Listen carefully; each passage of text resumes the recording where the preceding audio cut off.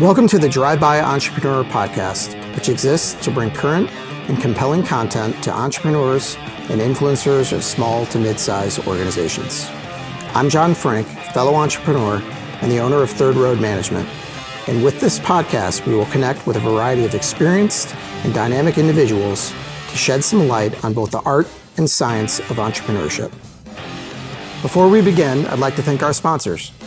First, my very own Third Road Management, a company that brings fractional CFO services to small and mid-sized organizations by revolutionizing the CFO suite.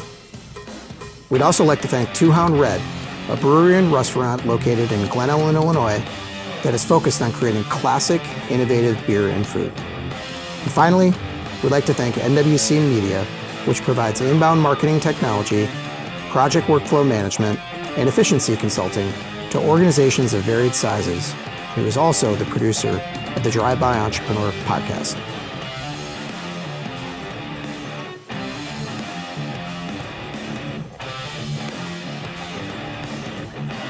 All right, Aaron Moore.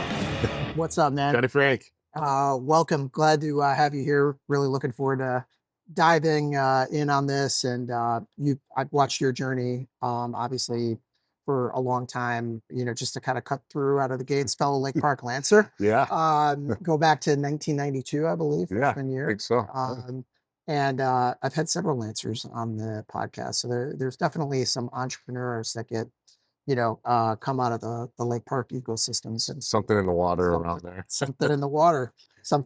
But no, I've been really looking forward to this and glad you can make the time, because I know you split time and, your job takes you to different states and all that kind of stuff. So glad to be able to sit down and chat. Yeah, it's really cool. I'm looking forward to it. It's fun to have a interaction in person. There's so many. I've been on a lot of podcasts. I have my own podcast too. Yep. And it's always done on like Zoom, Yep. or Riverside, whatever. But Yep. this will be kind of cool just to sit across the table from one another and Yep. kind of riff. So Yep. I'm looking forward to it. Love it. So Drive-By Entrepreneur podcast, it's a play off my firm, Third Road Management, kind of the car theme, but I always like to start out by talking about like why I do it, right? And you even asked before we started here, but like the mission statement is to bring current and compelling content to entrepreneurs and influencers of small to mid-sized organizations, right? So there's lots of podcasts out there, there's lots of TV out there, there's lots of books, all this kind of Yep. stuff. And a lot of those things are written about, the huge brand name businesses, I wanted this to be, sort of a think tank conversation starter, place where people can tune in and learn about like people like you and me that roll up our sleeves every day and, Yeah. and are working with, these small to mid-sized organizations and stuff like that. So Started without the big check from mom and dad or anything. Yeah, exactly, Like, right? do it from scratch. School of hard knocks. You know what I mean? So yeah, I mean, I think it's really important. And most of the people that are guests on here, like you and I, are entrepreneurs. Sometimes, have a subject matter expert that might weigh in on something, Yeah. or people in private equity, or whatever it might be. But no, it's fun. I'm super excited to dive in. So I said a little bit about, we go back some ways, and I knew a little bit about the start of your journey. Mhm. But just to kind of fill people in on some of the things that you've been up to, founder and president of Precision Painting and Decorating, PPD, Yep. and the co-founder of the Commercial Painting Industry Association. And then, as you mentioned, you're the co-host of the Commercial Painting podcast. I know those are three Yeah. of what I would call serial entrepreneurship. You get a mind like mine does. Like, Yeah. you'd rather just do it than, have somebody else do it. But I always like to start, sort of clean slate, before we get into any like specific questions. Like, it's your journey. Yeah. Take us along the way. Go back as far as you'd like to. Sure. Because sometimes it makes sense, sometimes it doesn't, but sometimes, somebody's upbringing might be formative to them Yeah. becoming an entrepreneur, or they have an aunt or uncle or, family member that influenced their life. But I'm just kind of curious for your take on, your sort of professional journey. So Yeah, for sure. Mike is yours, so Yeah. to speak.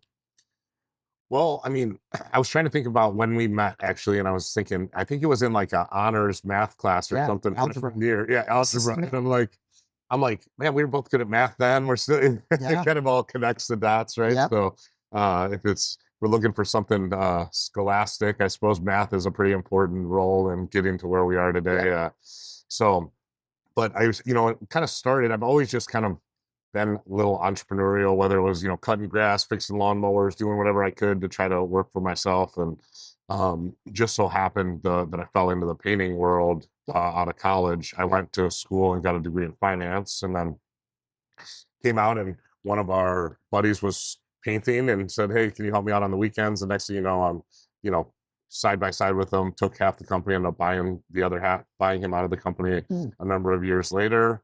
And that's really what the business that has carried me through my yep, career has been PPD. And then from there it was just kind of like ancillary things, right? So like I just saw a gap in the resources available. As I grew, my paint company grew from a residential, painting grandma's houses to getting a little bit bigger. And then we started, I couldn't find the resources of like the networking associations and the trade associations where, like I want to hang around the people I want to be like. yeah, So trying to get in front of them. And so it didn't really exist. They had something for residential repaint guys. They had stuff for guys that paint bridges and water towers, but there was just kind of this chasm.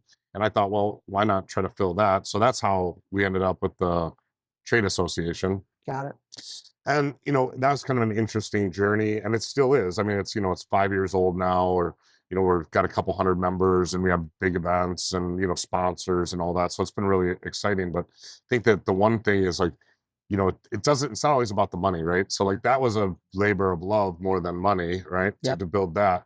But I think now that I see, like, I had the podcast, I published a magazine, all part under this kind of commercial painting industry association umbrella. yep, But then when we go to open a new office, you can walk, like, I can make a phone call and I can get a meeting with the people who are the clients, right? yep, Because here's my resume.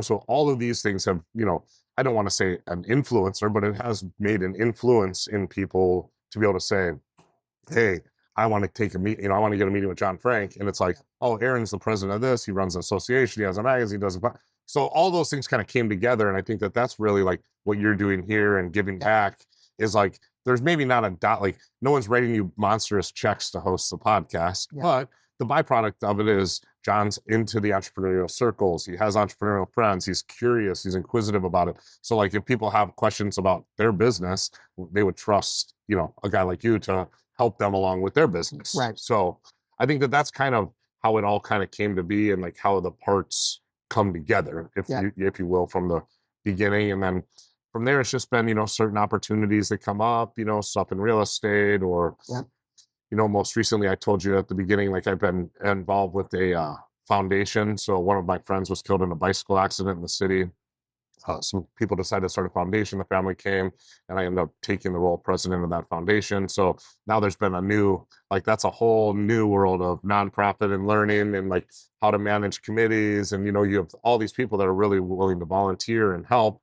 But how do you manage that? Like yep, it's challenging because you don't want to ever tell somebody that they're doing something the way that you don't want it done when they're doing it for free. yeah, It's hard to tell volunteers like, yes, no, that's a bad idea. yes, It's like, dude, I really appreciate it. And how do so I think that that's been really great in like the leadership development for me yep, personally is like learning those soft skills of like how to get people to work for you for free essentially and with a common mission with a common goal, but then navigating that like you can't take everybody's ideas. You have to kind yep, of have a way to kind of narrow it down. yeah. No, that's interesting. I'm obviously I've been in nonprofit world myself. Yeah. So yeah, I understand exactly what you're talking about. And it's passion, passion fueled people and leading them with vision and, having everybody rowing in the direction of like, hey, there's a lot of ideas. Let's pick the best ideas among them and, plow things forward. But yeah, I mean, like you said, I mean, I've seen your journey just, through LinkedIn and, other channels occasionally when we would catch up and things like that. And like I remember the days, I guess to date it specifically for anybody who's tuning in, we both would have graduated in 2000, right? Yeah, So this was like, a college. yeah, Yeah. college, sorry, college in 2000. Yeah. So we're talking about, 2000, 2001 is kind of when you started. Yeah. And then I remember that being primarily residential. And then like, I mean, it was but me and Sean and the paintbrush. yeah, I mean, literally, I was climbing the ladders, I was doing the painting, I was doing, running the bids in the evening and yep, doing the work during the day and just, 7 days a week yep. hustling. And then like a couple of years later, I don't even think I've ever told you this, but like I had a friend of mine that I worked with in Oak Brook who lived in Elmhurst, and I like went to his house for dinner, and like I think I saw one of your business cards or something like that on the table, and I'm like, oh, Aaron Moore, and they're like, you know him, and I'm like, yeah. They're like, holy cow, that guy, like he's all about the quality and the work, like they had a beautiful home in Elmhurst, and like they were talking about how like, this niche that you carved was that you were like ridiculously attentive to Yeah. detail. You know what I mean? That if anything was just off like a little bit, do it over, that kind Yeah. of thing. And then, from there, fast forward to now, now you're primarily commercial industrial, right? Yeah. Is Yeah. the I lion's share mean, of what you do, right? yeah, the lion's share of what we do is, office warehouse, kind of that industrial real estate Yep. type, the big square tilt up boxes you see all over. Yep. And then multifamily is a big niche for us. So, like condo buildings and townhome associations and it's all mostly the direct to owner repaint world though. So like we're not really working a lot for the general contractors and the new construction stuff. Most of it is going to be repaint. So also like universities, right? Like we have a big education team that goes out trying to get the university jobs. So like, and the interesting thing about those, each little niche has its kind of own nuances, whether it be healthcare, universities are closed for a short amount of time. Like you have a window that these dorms need to be redone and you got to start them on a certain date and they have to be finished by a certain date. I think, some of those things are where you are able to substantiate some or differentiate to a degree because now you take out the competition of the guy with the truck, because he just doesn't have the capacity to take those on. And as we've been able to continue to build capacity, and now we have regional capacity with offices in Indianapolis and Cincinnati, and we're working for all the way from here to Lexington, Kentucky every day. So those that has broadened the horizon even more. So hopefully as we continue to grow the business, we'll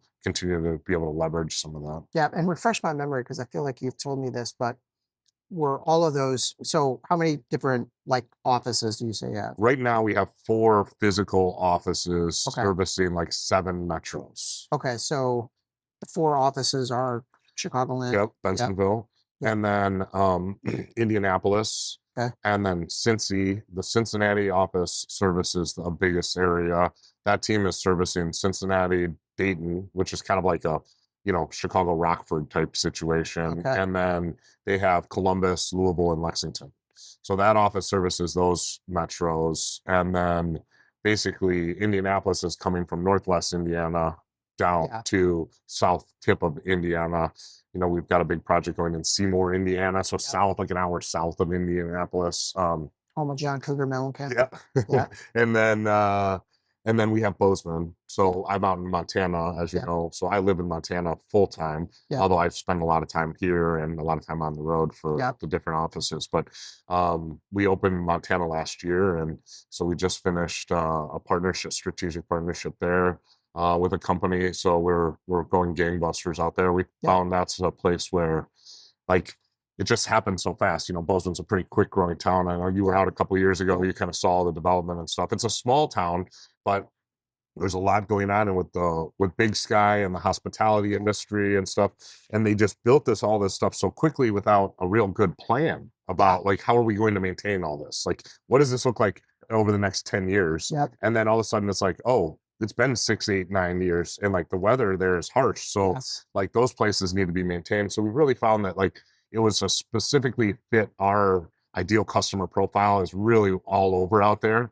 So it really made sense for us to open there. Although it's, I kind of liked it when I didn't work where I lived.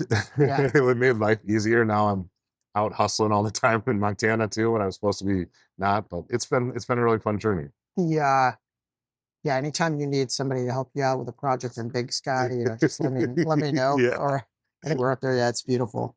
And refresh my memory too. Were all of those office expansions greenfield, or I feel like at least one of them was an acquisition? Yeah. So Cincinnati, we were brought with a customer, Okay. right? So a customer of ours here bought a portfolio of buildings in Cincinnati. They all needed payment. I think it was 18 buildings or something. So he's like, would you come down and look at these buildings? Give me some pricing on it. So at least I know what I'm looking at. And then that was in the fall. They closed on it over the winter. And he's like, hey, if you want the work shares, if you want it, but if you don't, we'll find somebody. Thanks for coming down.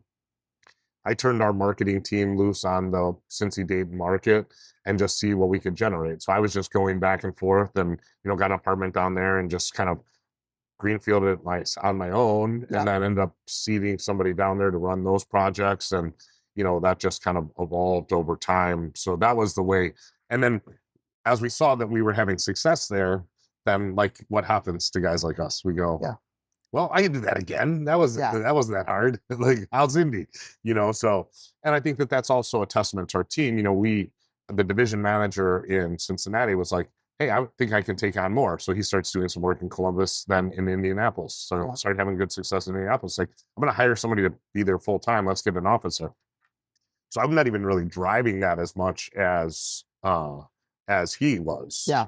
Now, we have done a couple of acquisitions over the years, locally, and the most recent Bozeman strategic alliances looks sort of like an acquisition. Yeah. They'll eventually come under our umbrella. We just don't want to lose the brand recognition. In a small town, the big city, Chicago contractor comes in, it can rub some people. Just, some people don't like it as much. So having that local brand and a local individual running it. I mean, I do feel like, I've been there for 7 years. I'm not exactly new kid on the block, but I also haven't been there 3 generations. Your bull riding days are probably not ahead of you. No, exactly. Yeah. So that one, I think, we're trying to build that model of like, when does it make sense to acquire? When do you find the market? That's the question, right? Do you find a market and go after that market? Yeah. Do you find the person? Somebody calls and you call me one day and go, hey, I'm moving to Arizona. I'm looking for a new opportunity. I've been watching your thing. I'd love to come work for you. Like, how do we make something happen in Arizona? And I'm like, shoot, I can get John on my team. Like, I want him on my team. I don't care if you paint on the moon, just get this guy on the team. Or do we go very strategic about the location? And I think that's part of the ebbs and flows of what we're learning right now, right? So Montana was doesn't really make sense, right? It's not 90 minutes from any of our other offices. We kind of had that.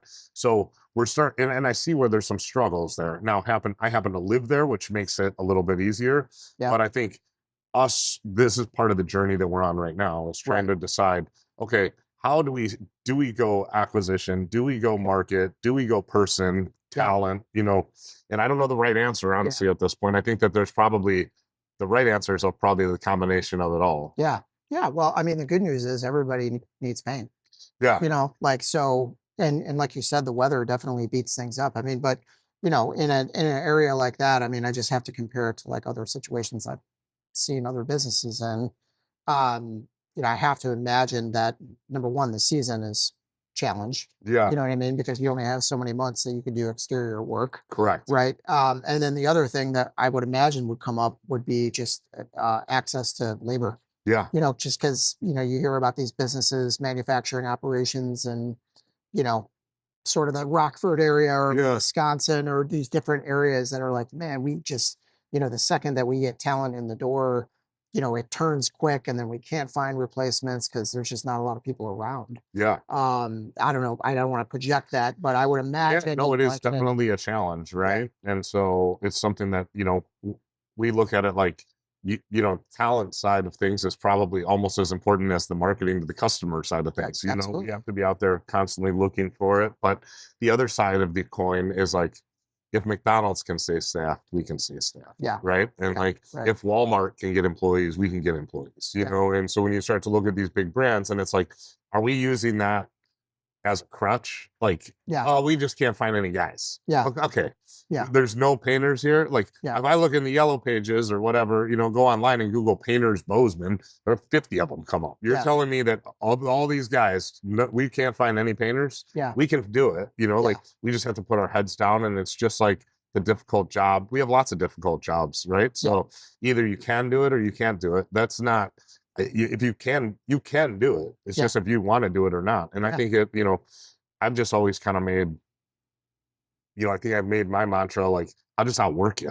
Yeah. Like, I'll just work harder. Like, I'll work more, I'll work harder, I'll work smarter, I'll read the books, I'll listen to the podcasts, I'll put in the work that it takes to do it. And then, when 20 years later, when you're having this great success, everyone's like, wow, that looks easy. And it's like, well, yeah, but let's back up, and you go back to the beginning, we fly through the backstory. But if you think about like all the conferences that we've been to, all of the speakers we've listened to, all the books we've read, I mean, I was obsessed with business. So like that is a true obsession that like I didn't, like the competition, everything, just reading and just living it. There's I mean, the can-do attitude, and like, I think people can sort of like yada yada that. And I was kind of like joking around about the lake park, something in the water thing. But like, I do think that there's like a literalism there in that, we kind of grew up in this community that, people worked hard. Yeah. You know what I mean? And we Blue saw collar. and we saw it demonstrated in front of us.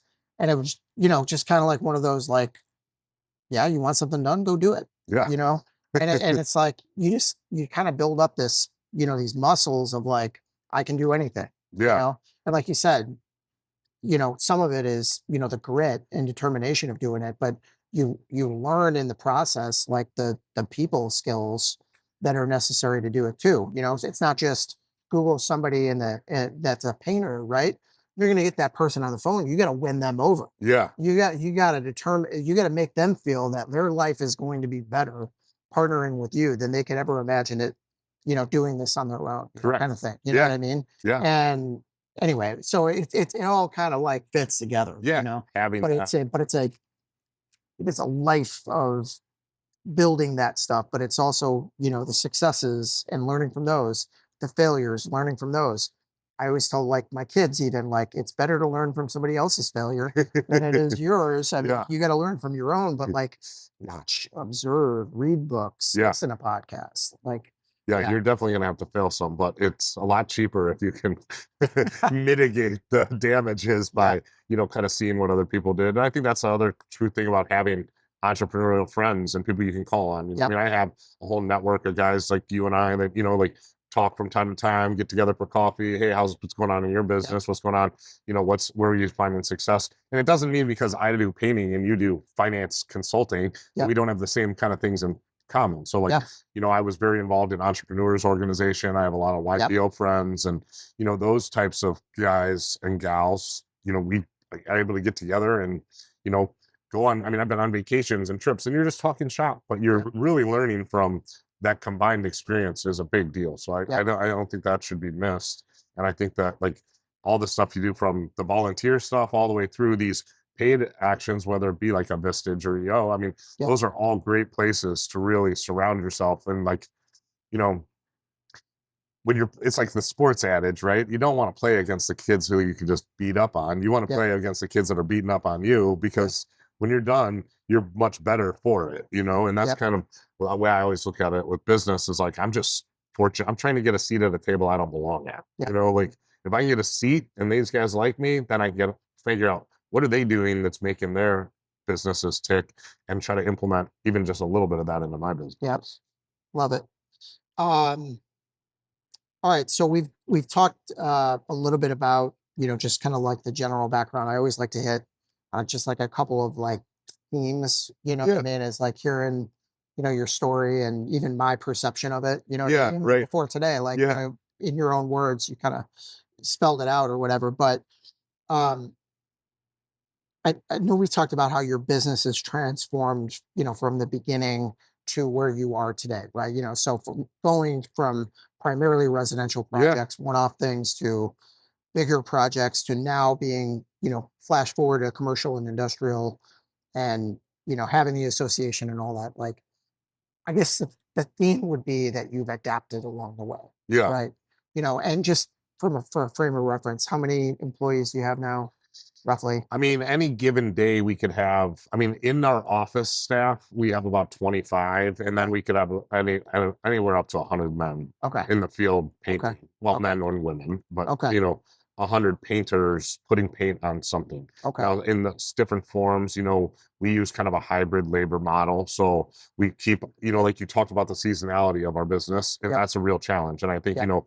the paving guys, and it's very similar to some of those other, they try to pick up, snow removal, but let's be honest, it snowed twice in Chicago last Yeah. winter. The winter before, it barely snowed at all. So Yep. like, that's not keeping all your guys that you need to put in pavement all summer. Yep. So we try to look at, okay, if we can keep, say 20 guys in the Chicago office busy year round, that would be our employee field. And then we have partner, subcontract partner crews that help offset some of that, accordion work. But, Right. And obviously we have certain clients that don't allow subcontracting of prime contracts. Yep. So we have to have our stable of W-2, and we like the W-2 employees. The hard part is like, if you don't have the ability to accordion in the summer, we get stuck. Yeah. So Oh, yeah. Absolutely.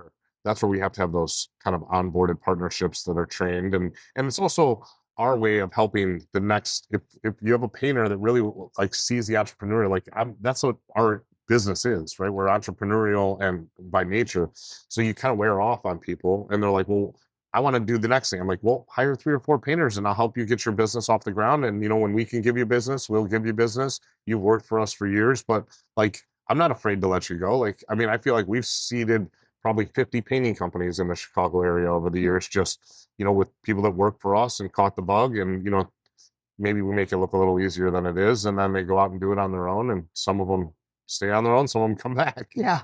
Right. So, but like those stops along the way, like what were I guess, when did you know that it was time to take the next step, Yeah.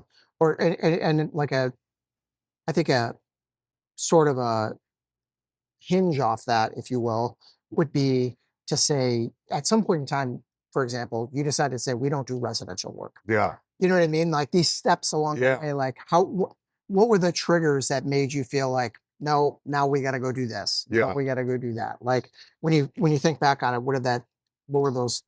Well, I think that it is, first of all, I would say the first answer is like economics is really what drives it sometimes, Yep. right? So, for example, when the residential, in 2008, 2009, I mean, people lost all the values in their homes. People Yep. stopped doing work on their own homes, right? Because they didn't have, they were so used to like the equity and the home and the housing boom of the early 2000s.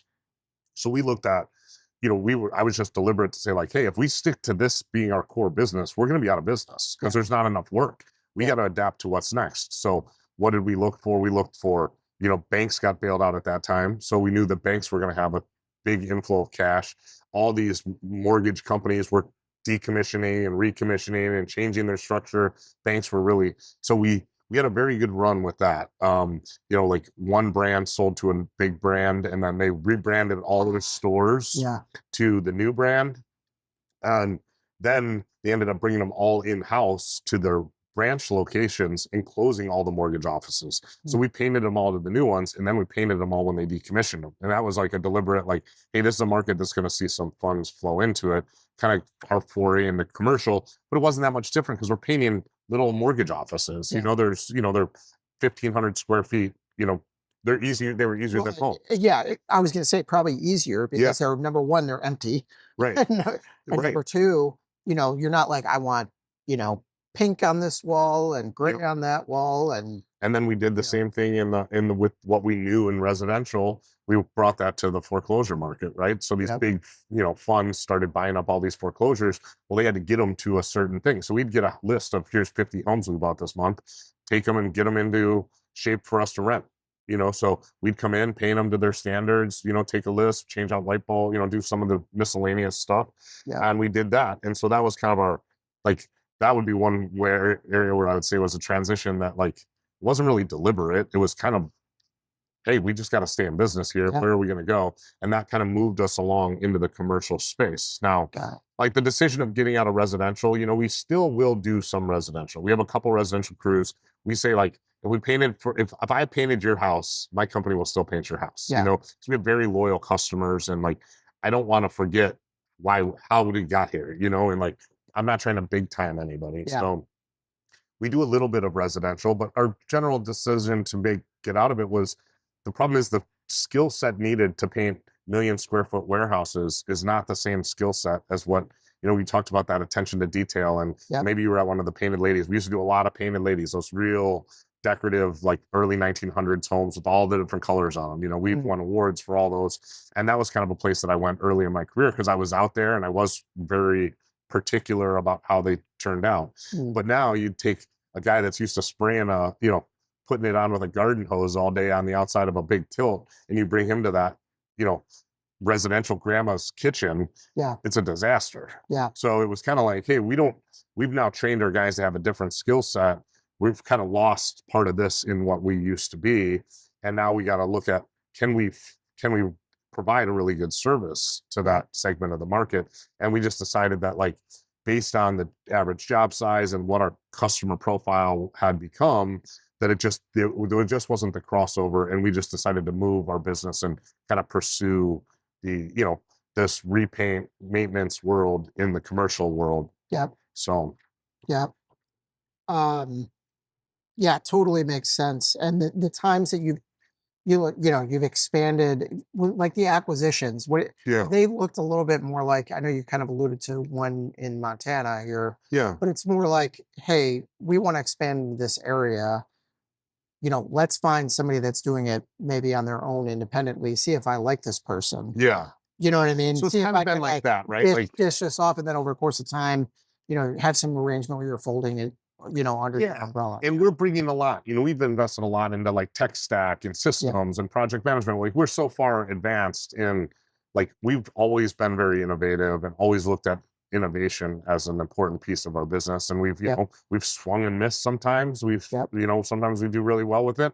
But when you take a company that, say it's $1 million or $2 million painting company that's, part residential, part commercial or something, and then, they get to know me, and then it's like, dude, you could hook up to our ship. We're going to put all these systems in. We can raise their margins because now they're utilizing our office staff that's already got, that we only need one bookkeeper. You only need one, so when you start to think about some of these things, you can get some economies of scale. We get better pricing on paint. And then we're just going to empower you to still remain entrepreneurial. We don't want them to stop being entrepreneurial. Like they started their own business. Like, you're going to be running your own, you're reporting to a P&L, you're reporting to this. So I think that that's really where the opportunity, and that's what makes it attractive for people. And that's where, like I say, loosely acquisitions sometimes, because it's like, it's kind of more of a partnership. Like, you're coming in, we're going to tie you to the results of your business that's running, but we're going to give you a bunch of the tools to help run that business a lot more efficiently, that if you were to do it on your own, would take you a decade to try to figure out all this stuff. And you don't want to do a fortune. Yeah. We've spent, millions of dollars trying to get this figured out. I mean, we're still spending every month on stuff trying to figure out, okay, what's the next step? Where does this go next? How do we implement this? Or what new technologies out there that can help us? So. Yeah. No, that totally makes sense. You hit on innovation, which actually was the second topic here. You talked a little bit about technology, but you also talked about starting this association, starting the podcast, things like that. Like, why is continuous innovation important? And I know it sounds a little cliche. Yeah. Like I'm like putting it on the tee for you. Right. But do you think innovation is important? Yeah. But you said it, we all know it, but like in your context, why is it important for you? Yeah. I mean, I think that there's different reasons, right? So, like, I would say that part of innovation is PR, to be honest with you, right? Like, so, we're in the drone space, right? So we're power washing buildings with drones. We're testing, blowdowns with drones. We're doing painting with drones. Now, is it perfect? No, it's far from perfect. I mean, the washing is pretty good. The other services, still have some work, and we're constantly trying to like create different ways and build a better mousetrap, if you will. Yeah. And I think that like what it shows, why I say it's PR, is it shows the customers that like, hey, this company is committed to moving things forward. Yeah. And and I think as long as we can get a little bit of grace from our customers from time to time, like, hey, this is something new, we're going to try it. But the customers, I think that like if you look at the big brands out there, they also value that. You talk about on the Amazon of the world or something, they want to see that the vendors that they're using are doing things to move the needle Yeah. in whatever industry that they're in. So whether that be automated forklifts or truck loading docks that do it by themselves, trucks that can move these trailers by themselves and stuff like that. They're always looking for ways to stay on the front edge themselves. So Yep. I think that that's really cool because it opens the doors a lot. Mhm. And then I think that the key to the innovation though is really being honest about where it is, right? Yeah. So like can't walk in, I've seen so many companies that'll come in and say, oh, we've got this painting robot. And then they show up and they sell them on like, we're going to paint this with a robot. And then they go, it's not going to work in this scenario. They just paint it by hand. And you're like, the customer feels like they got kind of duped. Like I would just use my regular painter if I was, I was trying to give you an opportunity. So that's a place where I think that like you just have to be transparent about it, be a little bit vulnerable. Like, hey, I don't really know what this is going to do. Yeah. This might work, it might not, but we're going to give it a run, and we know it can do this, and we're going to try to work it through this. And I think that customers are very receptive to that, and it's like that's the type of business I want to do business with, and I think that that's what's probably been really good about it. Is it highly competitive, your industry, or is it somewhat competitive? I mean, I guess how would you categorize it? Because I could see innovation as a differentiator, Right. for sure. Yep. Like you're looking at two things at the same time. The more innovative, the more forward thinking, company is probably going to win. But I also don't know. Yeah. I can't imagine it's super crowded. Yeah, I mean, so our industry is very fragmented, first off, right? So the vast majority, I think 95% of painting contractors never break $1 million in revenue. Okay. So like, very small a lot of small companies. And the reason for that is low barrier to entry, right? Like if tomorrow you could be a painter, you could go to Home Depot, you get a roller, a brush, and a bucket of paint, and you can go paint somebody's house. Right. And like that would cost you all of $200. Yep. And you could drive your, station wagon over there or whatever, you don't have to. So like that is one of the big challenges. And I think that that's where we had noticed as we get into this commercial space, like you can't just walk in the door of Amazon with your new paintbrush and go, hey, I want to work for Amazon. Right. Like Amazon's going to bet you're going to have work comps, you're going to have all these certain things, and you're going to have to do it through, Aveta's their platform. I'm just using them as an example. Yeah, glass. Yeah, Whatever. exactly.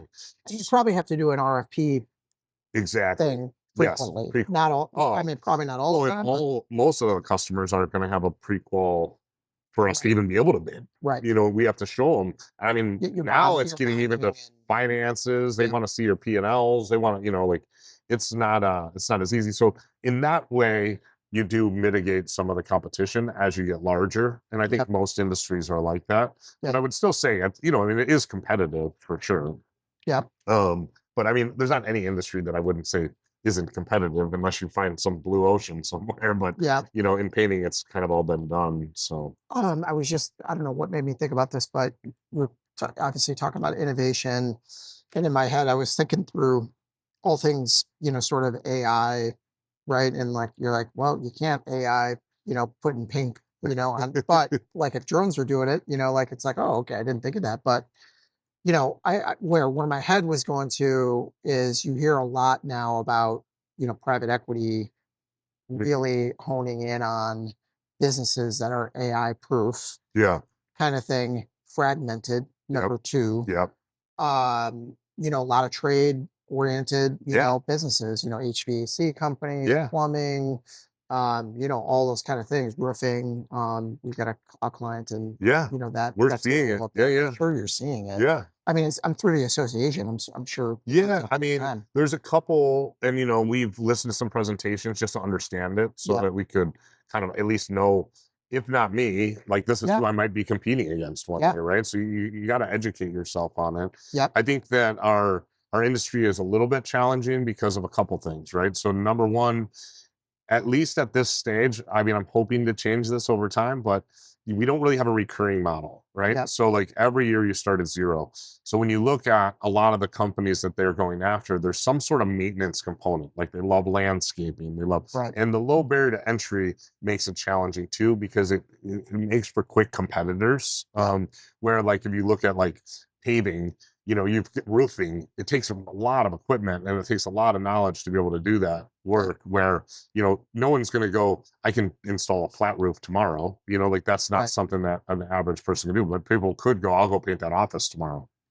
So I think that we have some challenges in our space. And I think the biggest challenge of not having that recurring model of revenue is that your multiples are not very good. Yeah. Right. So the challenge there is like, at a 3 or 4 multiple, most of these deals don't make any sense. Yeah.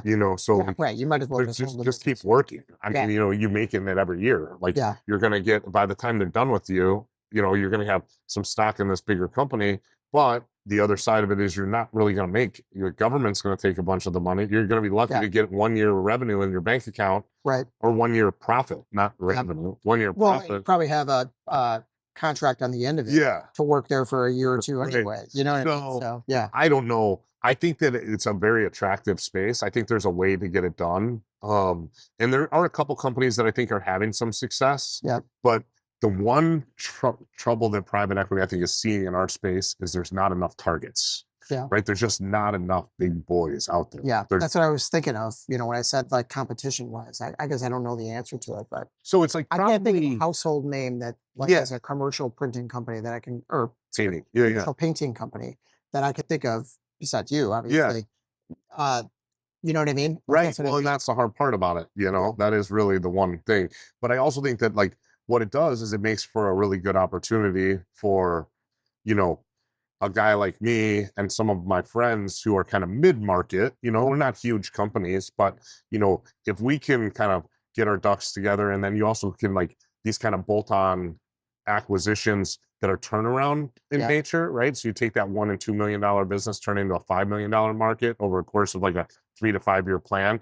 You could do that 20 times. Now you got 100 million plus business in those acquired markets. Now you're at platform size to really have private equity look at you. I think right now, a lot of what we're seeing is like you get some private equity money or you get private money, not the typical private equity roll-up thing happening yet though. Yeah, that makes sense. That makes sense.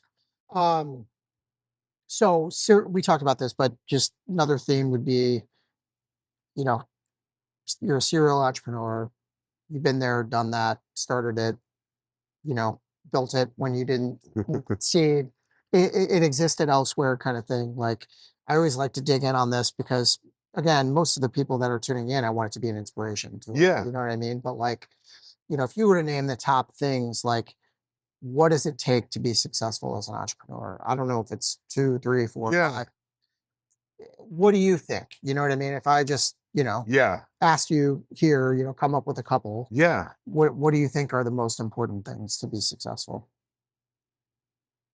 I mean, it's hard to not sound cliche on the return, but I think like, obviously, I think there's a certain charisma that you need as an entrepreneur, right? You got to get people to want, like, I don't, like I've said before, my parents always said, you're going to be a preacher or a politician, like you just have that way with talking to people and like, just motivating people. And I think that like, that's an important characteristic is, being able to connect with people, like, and connect with them quickly. Like, how do you find common ground with people? I think that helps. Work ethic is clearly, plays a big part, right? Like, everybody wants to forego the 10 hard years and just start at, year 11 with money in the bank. And, you've met so many of them throughout my career that are like, well, I want to do what you're doing. I'm like, well, okay, work 7 days a week for 10 years and then call me back. And then I'll start to teach you. But, if you can't bypass the hard stuff, right? And I think one of the things like inspirational to me, as a guy told me one time, he's like, you're really smart. I'm not and motivated. He's like, but you know what the difference between me and you is? And I'm like, what's that? He goes, knowledge or wisdom. Wisdom was what he said. He goes, because you can't read about wisdom. You have to live it. you know? And I think that that was one of those things that kind of resonated with me in my 30s was like, you're right. I am like, I know the things to say, I know the things to do. I've read all the books, I've done the, but I still am green. And like, even today, like I'm Yeah. talking to you, I talked to you about the nonprofit. Like I'm learning so much leadership skills from that like Yep. then I've read every leadership book, like, and that has taught me so many different soft skills and how to handle things in our business dealings too. Yep. Right, the association is kind of like a nonprofit, it kind of operates like that, right? Yeah, So it's for just sure.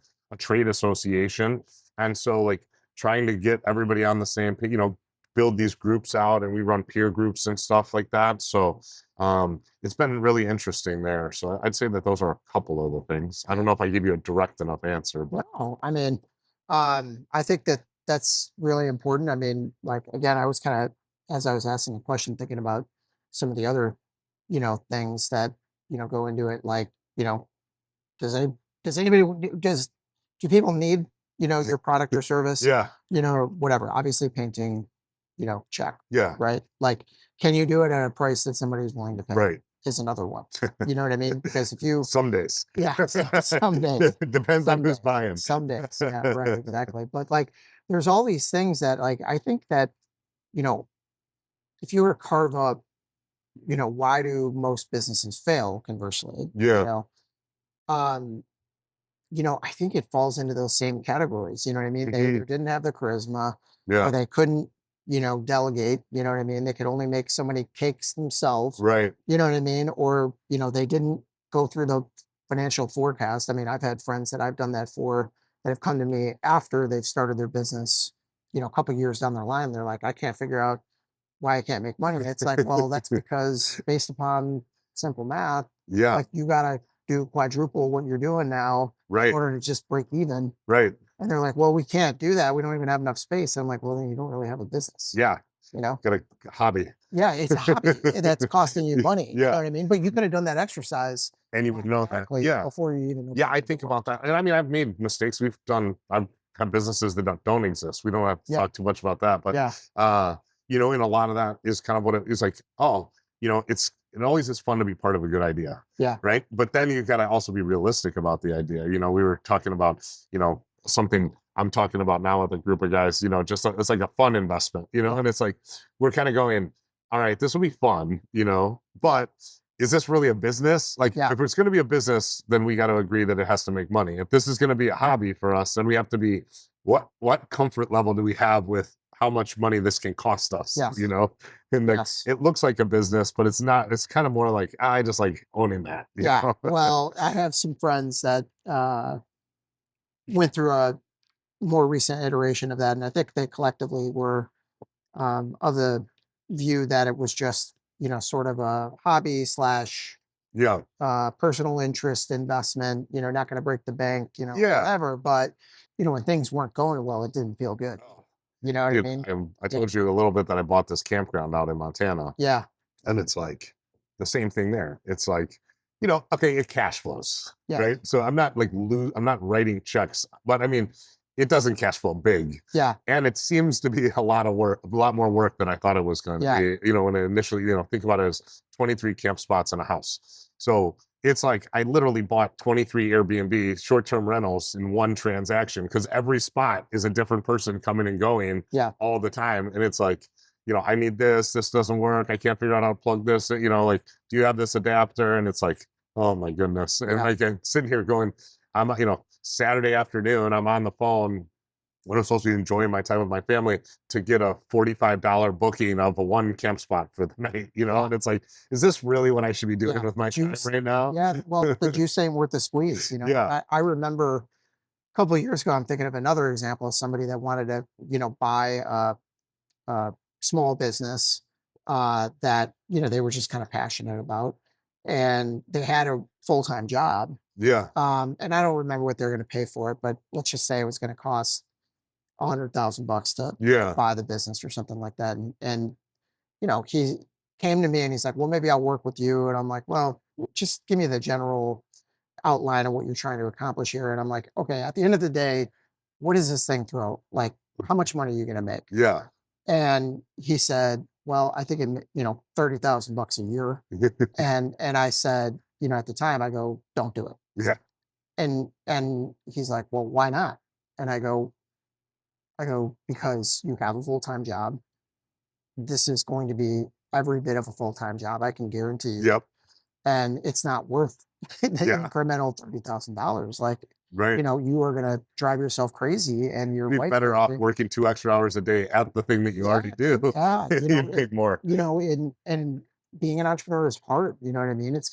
Yeah. The juice has got to be worth the squeeze. Yes. But yeah, I get it. But we all have that shiny do. object, tendency where it's like, I can do that better. Yeah. I can do that. Yeah. And then all of a sudden, next thing you know, you got 10 things on your plate, and you're Yeah. like, shit, how do I unlock? Then how do you get rid of them? Yeah. Yep. What are you gonna do, right? Oh gosh. Well, I think it's been great to dive into these topics. I mean, like you said, I think you tell your story with good charisma, but it's because you've lived it, Yeah. right? You've experienced it, you built it by yourself, the trials and tribulations, Yeah. that kind of stuff. And it's formed you as a leader. But I think that, my hope would be that somebody tuning in can take, Yeah. little pearls of wisdom out of it. Yeah. And I would say, like, that being said, I think that what you're alluding to, and I should have used this word, like, I preach a lot about authenticity, right? Yeah. Like, and when people say, like, I want to do what you're doing, it's like, well, you should do what you would do. Yeah. Don't look at what I do. You should do it the way you should do it. You can take some of what I say but you can't be me. Yes. Right. And I can't be you. I can't be John Frank. I can't, do I think I could probably, walk into a company and build a company similar to yours? Not as good as you. That's your niche. But Right. I still believe I could do it. Right. Yep. You believe if you put your head down and wanted to get into painting, you could build a successful painting company. Yep. But it would need to be John Frank's. You can't come in and run the Aaron Moore playbook. Right. And you're John Frank. So I think that authenticity Yep. in leaders is really, really important. And then, that gets pushed downhill to your team. Like, we don't have we're not selling widgets. We don't have one unique script that we walk into every business with to sell. Yep. Like, John should sell it the way John sells it. He connects with people. People do business with people.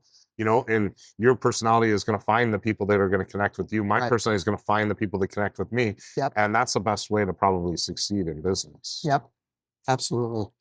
Love it. Well, thank you for sharing. Like I said, I think there's plenty of pearls of wisdom in there. So I appreciate it. We do have, just for fun, 3 questions that we tack on to the end. Yeah. But I'll start with the first one, which are top 3 rock and roll bands of all time. I think you're a rock and roll person, but if you're not, you can expand the space, if you will.